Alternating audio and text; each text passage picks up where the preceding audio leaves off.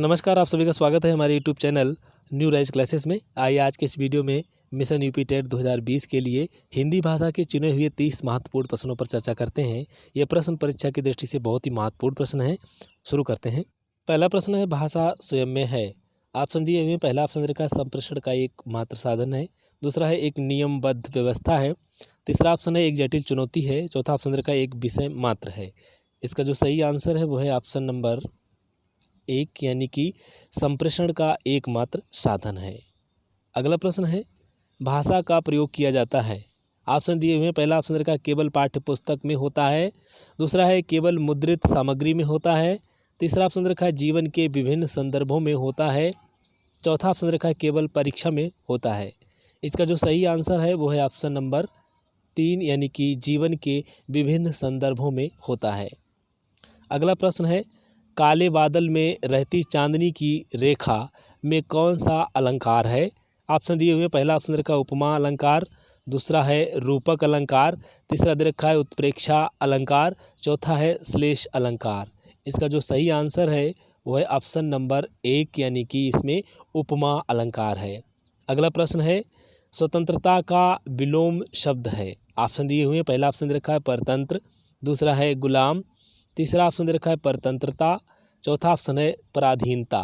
इसका जो सही आंसर होगा वो है ऑप्शन नंबर 3 यानी कि परतंत्रता। अगला प्रश्न है, बादल का पर्यायवाची शब्द नहीं है। ऑप्शन दिए हुए हैं, पहला ऑप्शन रखा है जलज। दूसरा है जलद। तीसरा है घन। चौथा ऑप्शन रखा है पायोधर। इसका जो सही आंसर है वो है ऑप्शन नंबर 1 यानी कि जलज इसका पर्यायवाची शब्द नहीं है। अगला प्रश्न है, कौन सा शब्द सूर्य का पर्यायवाची नहीं है। ऑप्शन दिए हुए हैं, पहला ऑप्शन रखा है दिनकर। दूसरा है रवि। तीसरा ऑप्शन रखा है अंशुमाली। चौथा ऑप्शन रखा है यामिनी। इसका जो सही आंसर है वो है ऑप्शन नंबर 4 यानी कि यामिनी जो है वो सूर्य का पर्यायवाची शब्द नहीं है। अगला प्रश्न है, यह नई साड़ी है में नई शब्द है। ऑप्शन दिए हुए हैं, पहला ऑप्शन रखा सर्वनाम। दूसरा है क्रिया।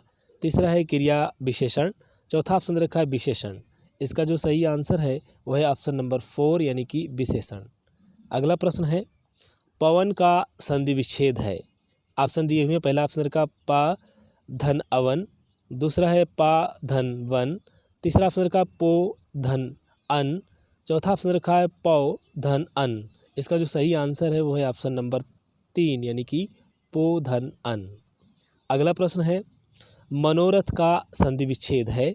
ऑप्शन दिए हुए हैं, पहला ऑप्शन रखा मनः धन रथ। दूसरा है मन धन औरथ। तीसरा ऑप्शन रखा मनो धन रथ। चौथा ऑप्शन रखा है मन धन रथ। इसका जो सही आंसर है वो है ऑप्शन नंबर 1 यानी मनः धन रथ। अगला प्रश्न है, भिक्षुक में प्रत्यय है।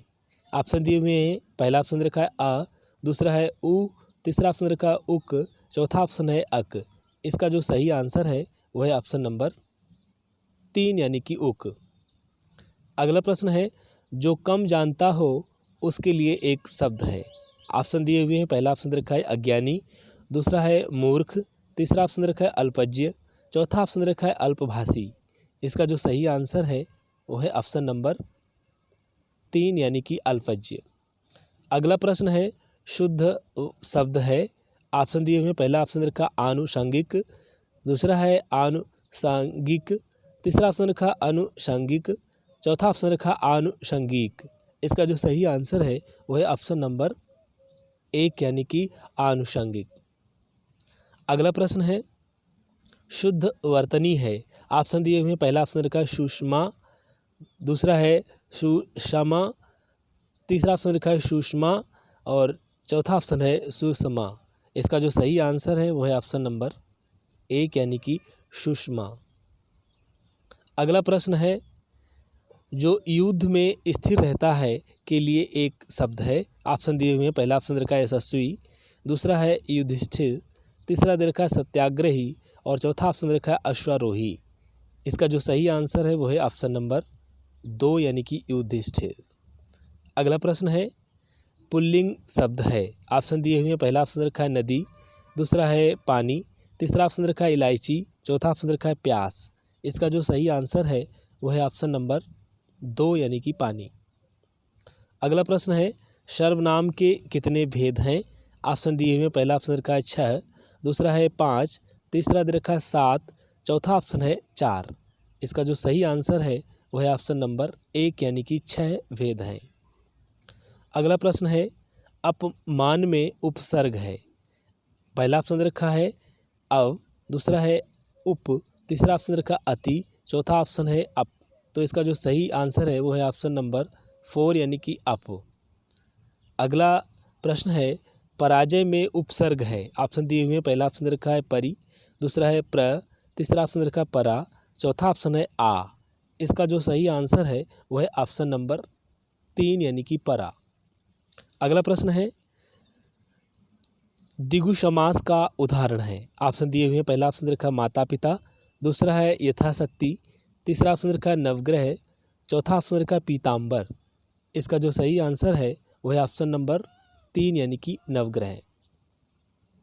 अगला प्रश्न है दिग्भ्रम में कौन सी संधि है? ऑप्शन दिए हुए पहला ऑप्शन रखा है विसर्ग संधि, दूसरा है अयादि स्वर संधि, तीसरा रखा है व्यंजन संधि और चौथा ऑप्शन रखा है यड़ स्वर संधि। इसका जो सही आंसर है वह है ऑप्शन नंबर 3 यानी कि व्यंजन संधि। अगला प्रश्न है हिंदी किस लिपि में लिखी जाती है? ऑप्शन दिए हुए पहला ऑप्शन रखा है ब्राह्मी, दूसरा है देवनागरी, तीसरा ऑप्शन रखा है खरोष्ठी और चौथा ऑप्शन है गुरुमुखी। इसका जो सही आंसर है वह है ऑप्शन नंबर 2 यानी कि देवनागरी। अगला प्रश्न है चमड़ी जाए पर दमड़ी न जाए का अर्थ है। ऑप्शन दिए हुए पहला ऑप्शन रखा है अत्यधिक कंजूस होना, दूसरा है मर जाए पर पैसा न जाए, तीसरा ऑप्शन रखा है पैसा ही सब कुछ होना, चौथा ऑप्शन रखा है साहसी व्यक्ति होना। इसका जो सही आंसर है वह है ऑप्शन नंबर 1 यानी कि अत्यधिक कंजूस होना। अगला प्रश्न है 3 कनौजिया 13 चूल्हा का अर्थ है। ऑप्शन दिए हुए पहला ऑप्शन रखा है आवश्यकता अधिक वस्तु कम होना, तीसरा है आवश्यकता से अधिक होना, तीसरा ऑप्शन है जितने आदमी उतने विचार, चौथा ऑप्शन रखा है अलग अलग चूल्हा रखना। इसका जो सही आंसर है वह है ऑप्शन नंबर 3 यानी कि जितने आदमी उतने विचार।